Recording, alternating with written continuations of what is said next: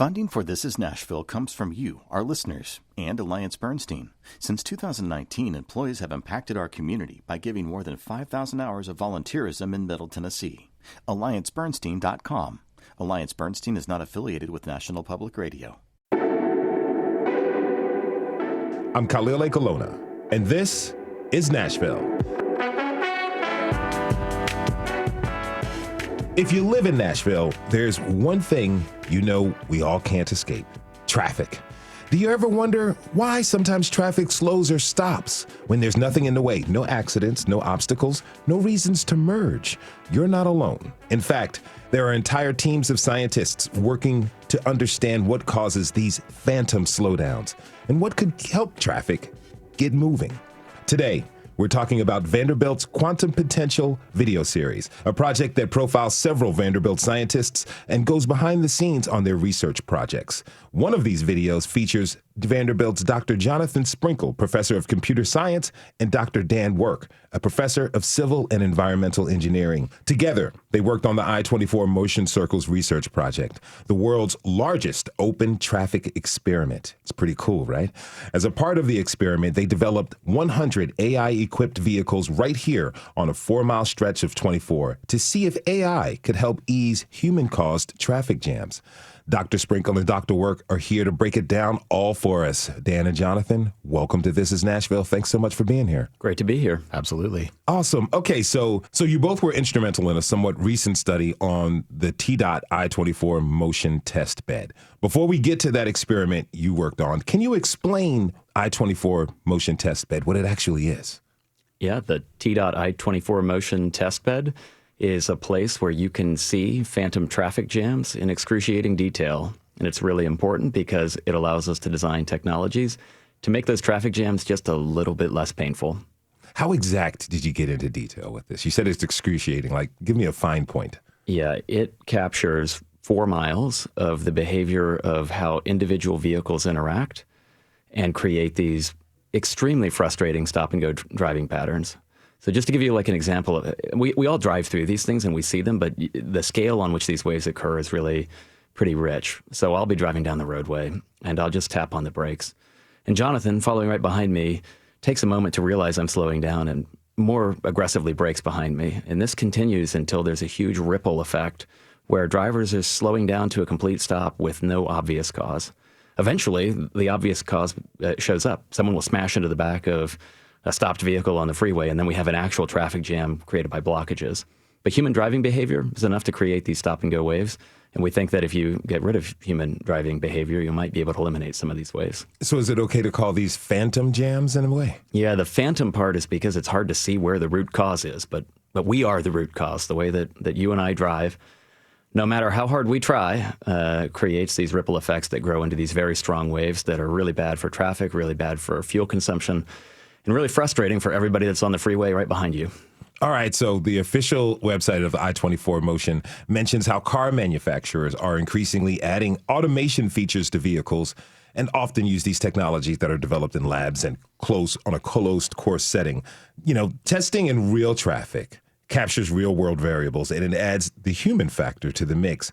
How much of a game changer is that really for researchers like you? Dr. Sprinkle? Yeah, it is transformational because if we don't have an open road test bed, frankly, we have to hire the drivers to come in and act like they normally act. But we get that for free on regular roads. As Professor Work mentioned, people are driving every day and creating these stop-and-go traffic waves. We'd love to be able to send a vehicle out in situ. Basically, I'm going to respond to exactly how the other drivers respond. They're going to create the traffic waves whether I ask them to or not. So by having the technology that continues to grow on our roads, that allows us to be able to take technology, put it in a car, see how that technology responds, and then see whether we want to put that in more cars. Okay, so let's talk about the circles test. It was like a huge joint effort between Vanderbilt, 3 other universities, Nissan North America, and TDOT. What was the original goal of the project? The original goal was to see if we could transition work that was on a closed course and put it in an open course. We wanted to save energy. We thought we could do that by having cars that would drive more smoothly. And the question is, how can we have cars drive more smoothly when there's lane changes, when there's new vehicles that are trying to drive much faster than you? How many cars would we need to put on the road? And once we put them there, how do we safely bring them back home? When you asked drivers to mimic their normal driving patterns, did you encourage some to, hey, fiddle with the radio, be on their phone a little bit, adjust the mirror to make sure that their hair looks great? We found that all the other drivers on I-24 were already doing that, and it was not going to make a difference if we asked our safety drivers to do it. In fact, we spend a lot of time telling our safety drivers, these are the parameters we want you to drive in. If you see something unsafe happening, stop doing the experiment and just regularly drive. Okay. Its safety was so important to make that happen. We didn't want to have an experiment that was intended to make traffic better that instead causes a crash. Understandable. So tell me, how'd you both originally get involved? It all began in 2016 with a closed course test that had a lot of promise. We drove a bunch of cars around and created these traffic waves in a circle and showed that if you have one car drive differently, the other cars see the benefit and they don't even know what happened. I'll take you a little bit further back. Okay. In the early 2000s, a video showed up in the transportation research world that was shocking. It's a bunch of cars driving around in a single file line in a circle. And just like clockwork, one driver creates this ripple effect on the ring and a stop-and-go wave suddenly appears. It was caught on film. And that persisted for basically a decade without any proven technologies to get rid of the ripple effect. And Jonathan and I had been collaborating on a variety of different ideas in traffic and autonomy. We started coming together and thinking, well, what if one of those cars were automated? Could we get that one car to drive in a little bit of a different dynamic than the rest of the human-driven vehicles? And would we be able to eliminate the waves that are caused by the other humans? So we started working on that project and found ourselves in the desert about a decade after the first video came out with a vehicle that Jonathan had been developing in his own research lab, and proved that, in fact, with the right automation, you can get rid of the phantom traffic jams that human drivers create. Man, that sounds so good. Now, often in science, experiments develop in stages. And this is what happened with the circles test. The researchers didn't just jump out into capturing data with thousands of cars on I-24. They started with 21 vehicles in a parking lot. The quantum potential video, On the Road to Tomorrow, captures this process. We're going to listen to a clip, and listeners, for the experiment described in the clip, imagine 21 white vehicles driving in a large circle in a huge empty parking lot. Let's listen. Doctors Jonathan Sprinkle and Dan Work are taking the pain out of traffic. Every driver has experienced these jams on the freeway that seem to occur out of thin air, and yet we know what causes them. It's the way that you and I drive. Dan called me and said, Jonathan, I have an idea for you. Are you interested? The experiment brought everybody to Tucson, Arizona on one of the hottest days of the year. Dan blows the horn to tell drivers, it's time to go now. They have one job, keep up with the car in front of you. All the cars started off driving at a nice, smooth, uniform speed, and then right before your eyes, Traffic out of nowhere, even though they're just going in a circle. I might tap on the brakes just a little bit. The driver behind me has to brake harder to avoid crashing, and the driver behind them does the same thing. And so you get these ripple effects on the freeway. The real trick is what happens next. Dan and Jonathan switch on a remote-operated cruise control to one car, just one. And they tell it to drive at the average speed of traffic. Instead of trying to catch the car in front of you, just drive at the average speed. Lo and behold, the amount of stop-and-go waves started to decrease. It's easy to miss, so let's just play it back one more time. So they're going around in a circle, the traffic waves begin. They turn on that one car, and the traffic waves for everyone vanish. So we're going to speed up a little bit. Now we're going faster than we were before, but the amount of fuel being used is dramatically less. What is that? Like, how much fuel did they save? I think it was about 40% less fuel used. So one car can do that for 20 cars? Yeah. Think about that. One car changing its behavior a tiny bit can affect 20 others. Did they just solve traffic? No. Because then you start realizing, well, there's a big gap between making it work in a parking lot to getting it to work in the real world on wild freeways. So then we start thinking, like, how are we going to do it? The complexity from the engineering point of view exploded. Okay, so question for you both. What did your team learn from the parking lot experiment that helped design the larger real-world experiment that was set to take place on I-24? Yeah, one of the base level things that we learned was that you need to really consider safety. If you're going to have an experimental controller that you deploy, you want to make sure that if it acts up, you've got something else to take over to make sure that you don't plow into the back of some other car. Because we make assumptions on how things should work, we should be able to escape whenever something seems like it's going badly. Makes sense. Now, if you're just tuning in, this is Nashville, and I'm your host, Khalil Ekolona. We're talking this hour about quantum potential, the video series of scientific breakthroughs from Vanderbilt University. My guests are Dr. Jonathan Sprinkle and Dr. Dan Work. Okay, so let's get to the real-world experiment, which ran over 5 days in November of 2002? 2022, pardon me. So let's get to the real-world experiment that ran over 5 days in November 2022. This team, you deployed 100 vehicles onto I-24, captured in real time and real-world data. Let's listen to that clip. So then the question became, could they do the circle thing, but this time on the freeway? And instead of with just one car, how about 100? We had to develop a custom circuit board to control cars. What's the thing that kept you up at night? I have to say a single thing, huh? This is Matt, another research scientist on the team. This is a prototype, a way to interface with the cars using this Raspberry Pi. The idea was they'd use that little box to control the speed of each vehicle. This is what we assembled 100 of and then installed in all 100 cars. This wire here would go under the console, plug into a wire that came off of the steering wheel, and then we're ready to deploy. November 14th, 2022. 4 a.m., people are there making coffee.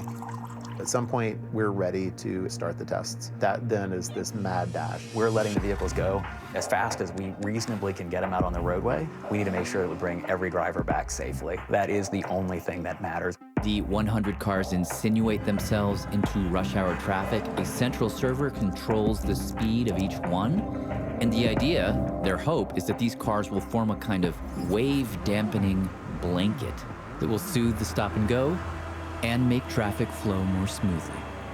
Did you witness something like the circle experiment, where as you infiltrated rush hour with your semi-autonomous driver systems, did you see it have an immediate effect on traffic? There are examples where you can clearly see a wave traveling. One of our vehicles drive near the wave and the wave disappears. In the dream world, it turns green, but I would frankly take it even if it just turned yellow. Because think of all the stress you would save, not to mention the gas. And if you multiply that savings out to a whole freeway, and then to many, many freeways across the nation, you're saving massive amounts of fuel. We're choosing technologies that are not in the distant future. They're barely different from the things that we already have available today, and nobody really notices what changed. It's just better. Question for you. Where were you both during the testing days? Were you out in the field or back in the control room? We were working the parking lot. Every one of those drivers, before they got in the vehicle, they saw Jonathan or I making sure that they were aware of the technology in their car, what it's designed to do and what it's not designed to do, and that if there's anything that doesn't feel right, to turn it off. Our sole goal was to run that test very safely so that we could actually get useful scientific information. Doesn't help if there's crashes on the roadway that are induced by our vehicles. So huge success on the safety front. So what were the cars designed to do? In the video, it mentioned a control panel coming in there, kind of semi-autonomous driving a vehicle. What were they designed to do? It was really a software change from what your existing adaptive control system will do. A regular cruise control, I grew up on one of these cars that had a cruise controller in the 1990s. If you set the cruise control, it'll drive until you run out of gas at that speed. Mm-hmm. And adaptive cruise control, which is in almost all of the cars that are in the top 20 cars sold today, have at least one model that has adaptive cruise control that will respond to the speed of the car ahead of you, try to maintain a distance or what we call a time gap between you and that car. We were changing what those responses were like to try to sometimes have more of a gap and sometimes have less of a gap so that we could absorb the waves while we drove. Frankly, it was just a software change. Pretty simple. That's what makes it magical to think about. And 10 years ago when we were doing the first experiment, it was a presage of the fact that we will see more cars that have adaptive cruise control on the roads. What can we do? Someone else is already building the automation. How can we make small changes to that to have societal benefit? Yeah, let's talk about the actual technology we used. Right? Mm-hmm. We started with one experimental vehicle in the middle of the desert that was equipped with several $100,000 of sensors. And the light bulb went off that it's actually not needed to have all that expensive equipment. It's the sensors that are available on cars that you can buy today are basically good enough. And then you start thinking about, like, how am I going to design the algorithms to make this work? And you realize there are a few good drivers out there. I hope you're listening to me right now. When you're being a patient driver, instead of racing into the back of a stop and go wave that's right in front of you, but you just take your time and let the traffic clear out in front of you. It allows you to drive more steadily, and same for the vehicles behind you. Truck drivers do this pretty regularly. So what are we doing? Well, yeah, we're using very sophisticated engineering technologies like artificial intelligence to do the thing that our best drivers already do, which is not race into the back of traffic jams. But by adding a technology to do that, we can get more people. I'm looking at all the people in the car next to you that are racing ahead. It helps them drive at a more steady speed that improves traffic for everybody else. Now, you said it's a program change. So can auto manufacturers add this program into the vehicles that they develop and sell in the future? Indeed, they could. And this is why you see that we had partners in Nissan North America, Toyota, General Motors. They were all interested in understanding how they could transition this technology to their vehicles without having to make product changes, really making software changes. They have the same techniques that we do to ensure that it's safe for drivers to use.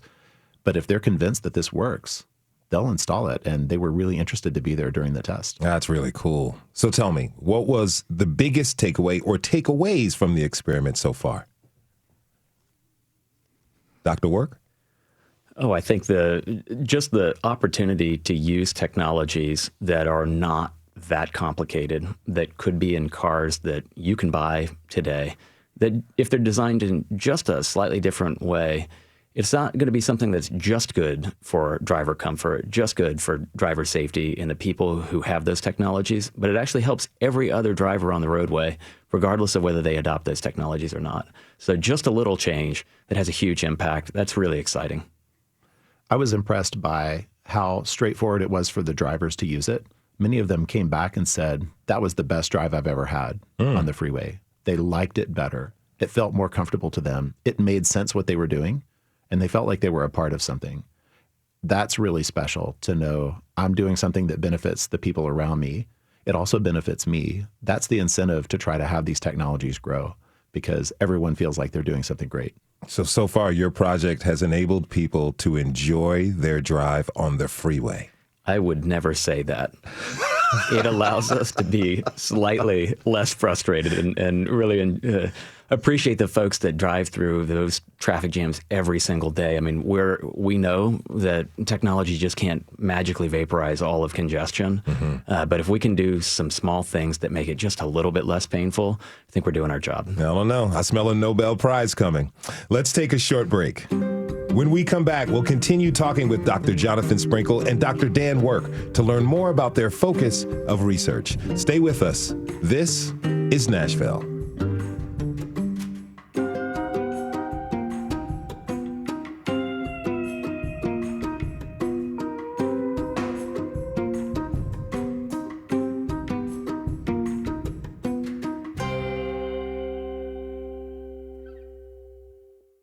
Funding for This is Nashville comes from you, our listeners, and Music City Prep Clinic, Nashville-based provider for PrEP and offering comprehensive sexual health services in an environment designed to be safe, professional, and shame-free.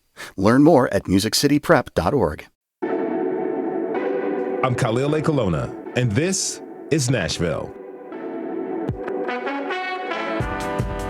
Today, we're talking with Dr. Jonathan Sprinkle and Dr. Dan Work. Both are professors and researchers at Vanderbilt University. They've recently collaborated on the world's largest coordinated driving experiment, which involved 100 AI-equipped vehicles driving on corridor on I-24 to learn more about traffic patterns that could help solve what are called phantom traffic jams. That's when traffic slows down for no apparent reason. You can learn more by watching the video about their work on the Quantum Potential series. Okay, so let's switch gears a bit, no pun intended. You're both working professors and scientists. You didn't just wake up one day to find yourself in this massive study like a circles test. A lot of work and determination goes into developing a career that leads to that kind of opportunity. I want to hear your stories. All right, so Jonathan, you're a professor of computer science. Tell us a little bit about computer science and what computer scientists do. Yeah, computer scientists are using the tools inside of our computers to solve problems. And really, they're trying to help people. Computer scientists look at all of those numbers and they try to transform them into multiplication, addition, all those things we learned when we were in elementary school. How can we set that up as a problem and have the outcome be something better? That got me excited when I was a kid. I had computers that came to my school in Glade Spring, Virginia, in some southwestern Virginia town, and a computer showed up. You had to go to a room where the computer was, but it was transformational for me. And I knew that that's something that I wanted to be involved with, and got onto that path where teachers took me aside, gave me opportunities. And that's what we try to do today. We try to find students that are ready for the opportunity, that are excited, give them that opportunity to do something new and to see what their life could bring. What was the first computer that you worked on? Was it a Commodore or the old Apple II GS? I think it was called a Franklin computer. Okay. We had a Commodore in there somewhere, but yeah, just being able to write essays. And then I remember learning about search and replace. Oh, that was a game changer.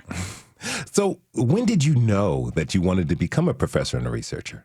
It would have been when I was at school. I went to school at Tennessee Tech. I was trying to decide what I was going to do when I grew up. I had a background at that point in electrical engineering, but also computer engineering, which was just becoming a major that was possible to do. And I came to Vanderbilt. I had a talk with a person who later became one of my advisors, and he said, this is how what we do with software is going to change the world, and you can be a part of that. And I was hooked. You spent a lot of time working as a scientist. You've been at it really for a while. You've received your PhD at Vanderbilt, taught at University of Arizona, served as the program director in cyber physical systems and smart and connected communications at the National Science Foundation. You've really done a lot. At this point in your career, what do you love most about your job right now? I love being able to have an impact that I can see affecting as many people as possible. About 10 years ago, I participated in a program that's sponsored by the National Science Foundation called I-Corps. That program is intended to be able to train faculty members into how to develop technologies that could be transferred into societal good, basically to become startups. And I started at that point thinking, I want to work on problems that could change the life in a better way for 10,000 people or more.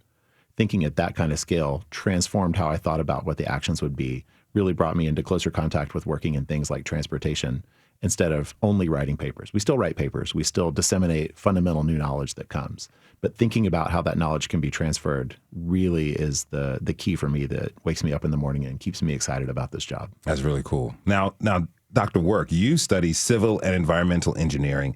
Okay, so for anyone who might know, can you briefly tell us what civil and environmental engineers are? What do you all do? We design and build the infrastructure that hopefully you never need to know is there because it just works. It's the roads, the bridges, the buildings, the built and natural environmental systems that we work with, really trying to make community infrastructure that works for the people that need them. What was your light bulb moment where you said, hey, this is a field I want to get into?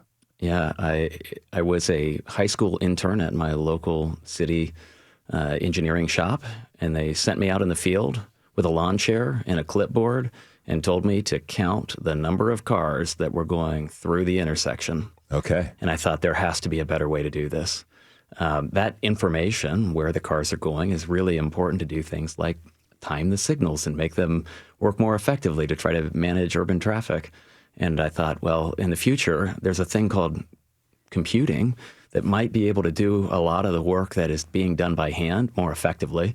And if we can do that, I mean, you can imagine how many times you've been at a traffic signal that doesn't seem to be working right. Well, those are things that we can improve by using better data, using better algorithms to manage that data and ultimately help traffic flow more effectively in cities like Nashville. So many people are moving here for years now. The city is changing. The city is also working on creating better transportation infrastructure systems. How do you take this change that Nashville has been in and apply it to the work that you're doing? Yeah, I think I hold the record of being the only person that ever moved to Nashville because of the traffic. Okay. For a researcher like me, it's so important to have great collaborations with the Tennessee Department of Transportation, the Nashville Department of Transportation, and a variety of other non-governmental organizations and industry partners. You know, we're all trying to make the infrastructure work for all the people that are here and all the people that are going to come here in the future. And what's great is the status quo is just not going to work. We have to change, and I think every person I interact with on a daily basis is committed to making those changes a reality. We know that building infrastructure, civil and environmental infrastructure, I mean, it can cost billions of dollars to add miles of roadway, add new bridges, add new capacity.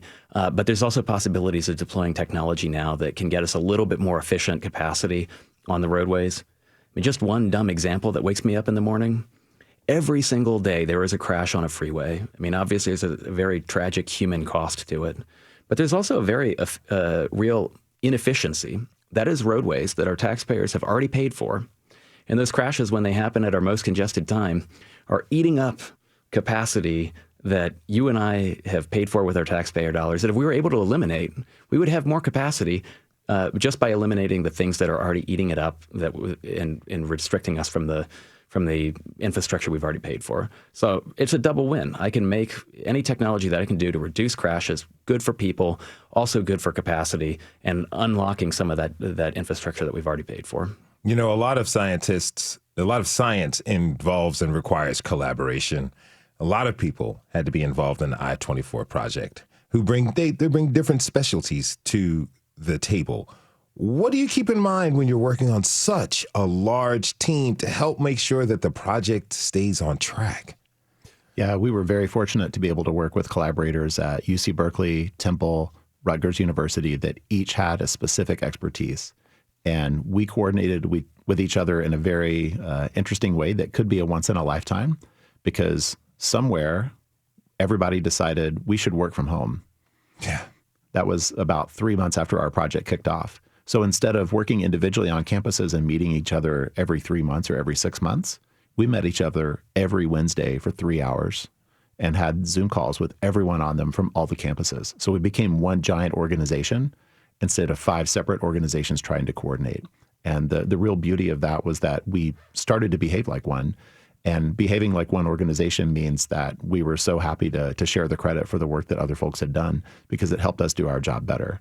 And really thinking of it like that, broadening out to now think about General Motors, Toyota, Nissan, TDOT, everyone else that was involved in making that project happen really made us feel like family. What have you both learned from each other working on this project? Dr. Work. We have to name just one thing. Yeah, Dan's going to say. Dan, you go first. No, I think Jonathan has just totally changed my career. I mean, to have another person who cares as much as I do about making our transportation systems more effective, but also brings a completely different complementary skill to make that happen.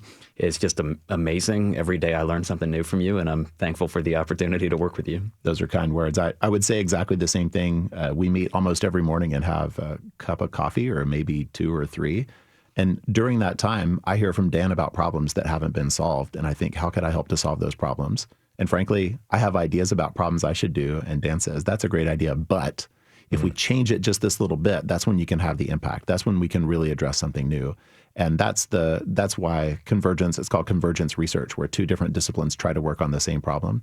That's when you get more than twice as much work done, because you work on the things that are really important. You know, a lot of people have to-do lists in their office or in their home. Do you all have problem lists, societal problem lists that you're looking to tackle? There are 2 whiteboards next to our coffee machine that are filled with them. Okay. Half of the battle is trying to make sure that the list is not longer at the end of the day than it was at the start of the day. I'll add, we work at a place on Vanderbilt's campus called the Institute for Software Integrated Systems. And that's a place where people are coming through all day long. They see something written up there. They have an idea. They come into your office. The momentum that's built there is what's really allowing transformational research to happen. People who are willing to work with someone else and willing to share that credit, willing to be able to multiply our benefits as much as we can. Now, Dan, you know, the Quantum Potential video series has opened a lot of things up for you both. You've been interviewed by journalists. You've been on Good Morning America. Now you're here on This Is Nashville. Do you like the public relations, public-facing part of the work? I would say it is definitely helping me in my own research become a better research communicator. I talk to a lot of folks that are not in the research world and learn about what problems are important and learn about how to explain what we're doing and essentially its essence without all the technical details. And I've learned that my collaborators in academia also appreciate having a clue of what we're trying to accomplish before we run through all the mathematical equations that set that up. So it's actually helped me become a better scholar and opening up the possibilities of collaborating with people from outside my discipline as well as within, because I'm learning how to basically articulate the main points of what research we're trying to do and how we're trying to do it without necessarily, again, the famous partial differential equations that underpin my field. To that point, you know, there's a real public interest in science. People really want to know what you all are doing, but sometimes there's a disconnect. I kind of liken it to public policy and politicians. A really wonderful plan, but they have a tough time communicating that to the people in terms that they can understand. You know, Dr. Sprinkle, from your perspective, how can the public be better informed so they support you and other scientists whose work is really important and the public is excited about? Yeah, I would love to have people in my position be better at communicating that, because we just need to be great at saying thank you to taxpayers. You know, those of you listening at home, if it's safe to do it right now, put up your right hand if you pay taxes.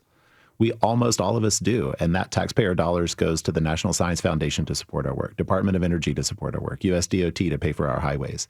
We take a small portion of those funds and we plow them back into making society better, and it's our duty to say thank you and to explain what we did with your money. Final question for you both. Has working on this project made you better drivers? Dan? Do I have to admit that? No pressure. Yeah, of course. I mean, it definitely changes the way I drive when I'm thinking about just how my own driving behavior is influencing everybody behind me. But I've got to admit, just like every other person on the road, I am an imperfect driver. And what's worse now is I start to realize when I'm making mistakes, what the consequences are. So I'm trying. I'm trying. If you see me on the roadway, wave with all the fingers, please. Many fall down, few return to the sunlit lands. We try to have really great things that we do, but like Dan said, all fall short.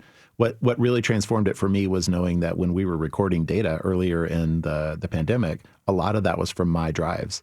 So ironically, I had to make sure that sometimes I didn't always drive with a huge gap because we needed data close to other cars. So it really made me think about why I drive some ways, sometimes one way, sometimes another way, because I would look at the data and be like, why did I do that? So being able to have those kinds of things feeds into more research that could be coming. Do you want a fitness app for your car to tell you how you drove today, where you wasted your gas, how you braked too hard? We don't want to just tell insurance agencies that. We want to tell ourselves that. You could be better in this way. It's easy to do. Turn on this switch. Do you have children, either of you? Yes, sir. Are they driving now? Are they of driving age or not? They are getting really close to driving age. I have one that will be taking his permit test soon and one that can't wait till he can. Okay. It's a nerve-wracking thing, but also I know that I got great training when I was their age. I just want to make sure that when they get out there, they can take advantage of some of the technologies we're developing now. Sounds to me like they're going to have excellent training. I want to thank my guests, Dr. Jonathan Sprinkle and Dr. Dan Work, who both teach and work at Vanderbilt University. Really appreciate you being here. Thank you for the work that you're doing. My pleasure. We got to take a short break. When we come back, we'll talk with Jad Abumrad about designing and producing the video series Quantum Potential. You can join the conversation by tweeting us at This Is Nashville. We'll be right back.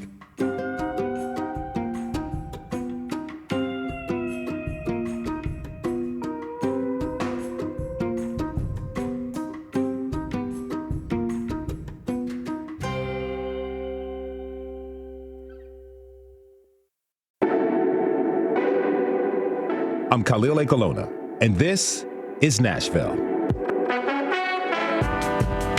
Nashville native Jad Abumrad is a big deal.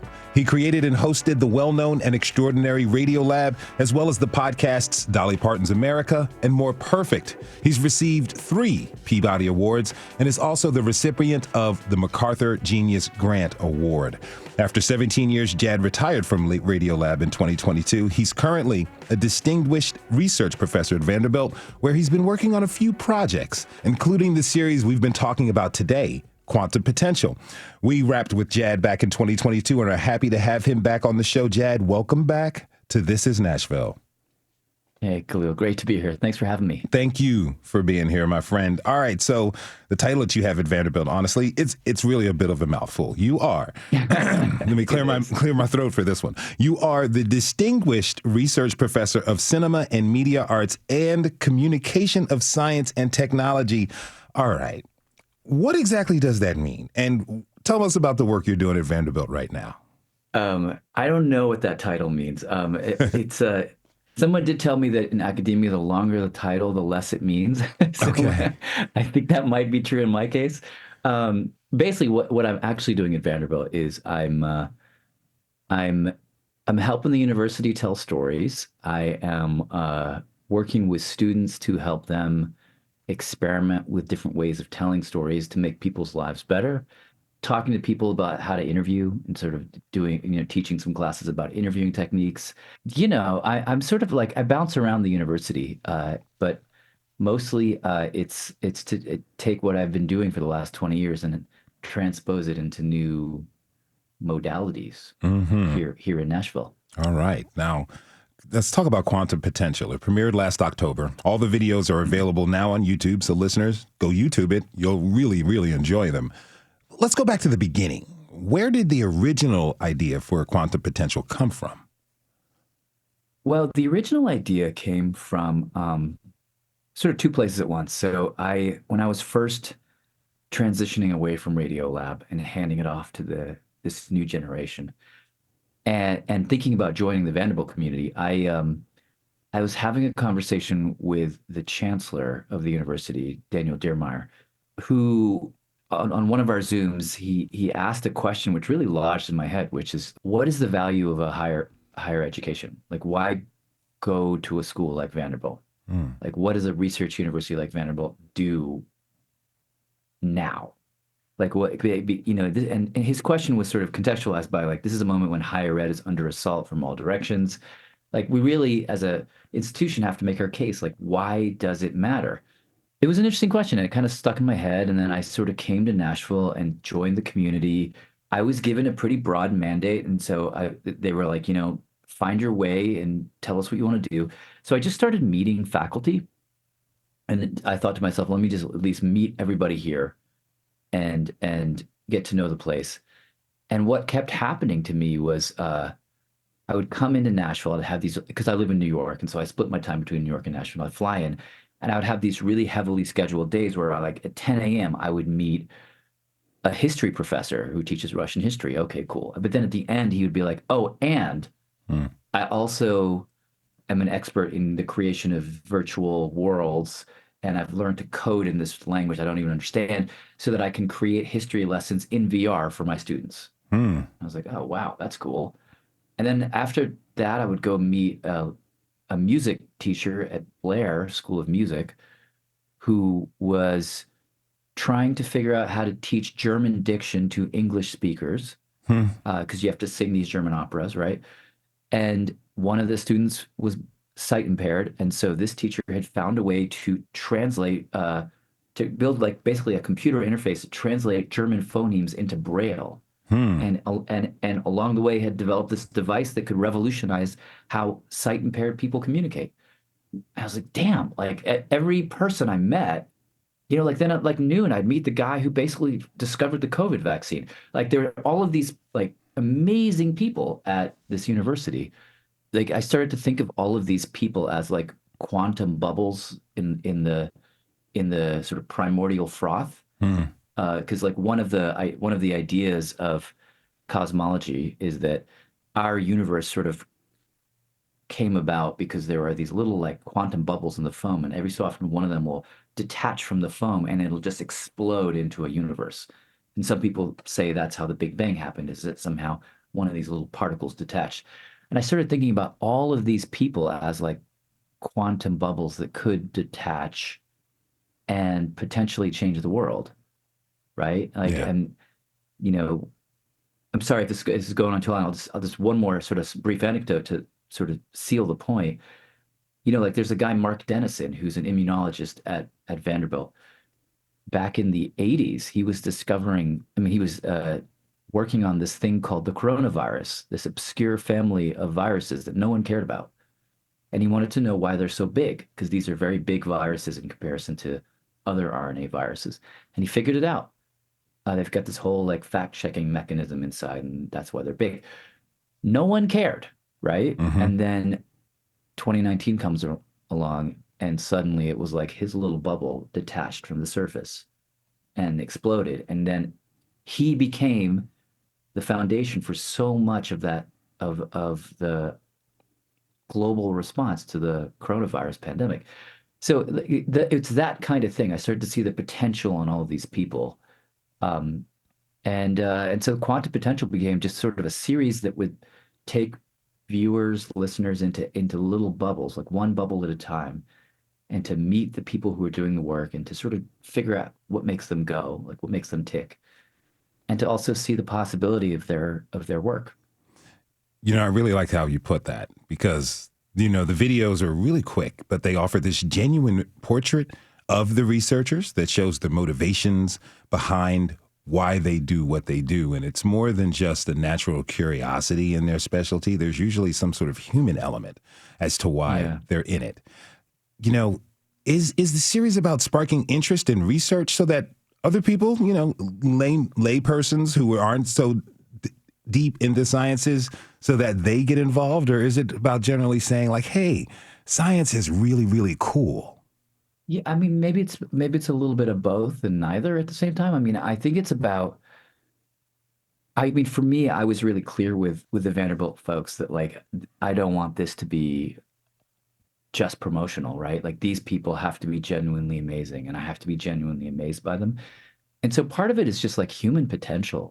Like one of the great things about a research university, and this isn't the story that gets told from the outside, but like it is this place that's like a holding space for people to follow their passions. And like you go to all of these labs and it's like a person or a collection of people doing research into some weird novel protein therapy that they can't even begin to explain to you, but that could quite literally turn into something amazing or might turn into nothing. There's something very pure about that. It's not driven by corporate interests. It's not driven by advertising. It's driven by like, can we do something here that makes the world a better place?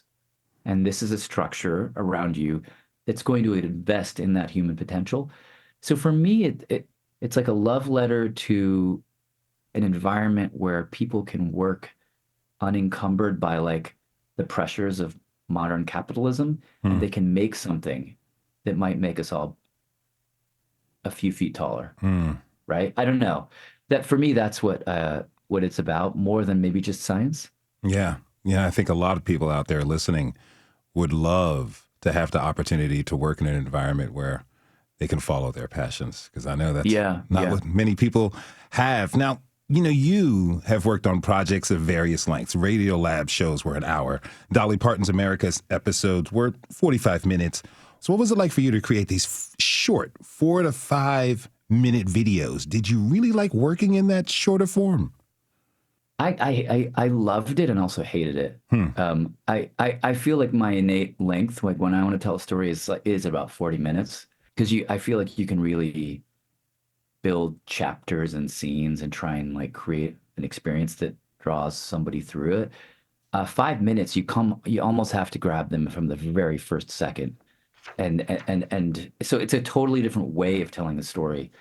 But it was fun for me to learn. I mean, I haven't done videos really. I mean, I'm an audio guy, so I got to work with this incredible video team. This guy, Mac Primo and Adriana Dufay, amazing video artists. And to get to watch how they think about stories and build stories was really, it was like going off to college, is what it felt like. I really enjoyed the videos because they had a pop. It had a very, your voice is very familiar.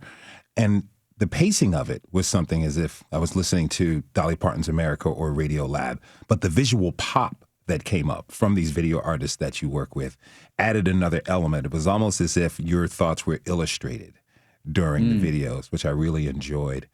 I want to ask a question about the scientists, big question. They have a lot on their plates. They're busy securing funding and doing their work.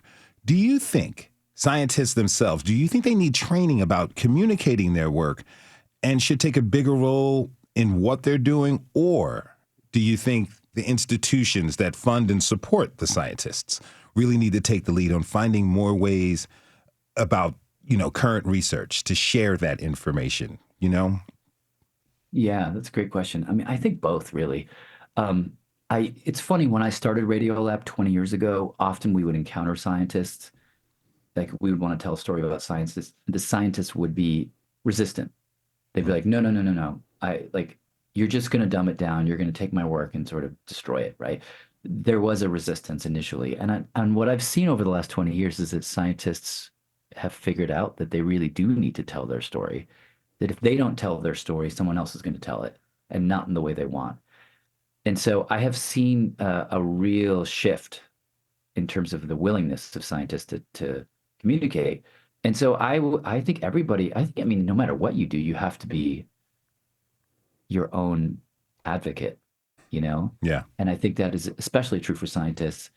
And then I think at the university level, these institutions also need to get better at telling the story of their individual researchers, but also telling the story of why they exist and should exist. And that's a tough story to tell, because honestly, like, nobody wants to hear a story about an institution. You want to hear stories about people and anecdotes. But I do think that, especially these days when everything is in such tumult, when funding for the arts is getting slashed left, right, and center, institutions are important. Institutions are the sort of bulwark against those corrosive trends.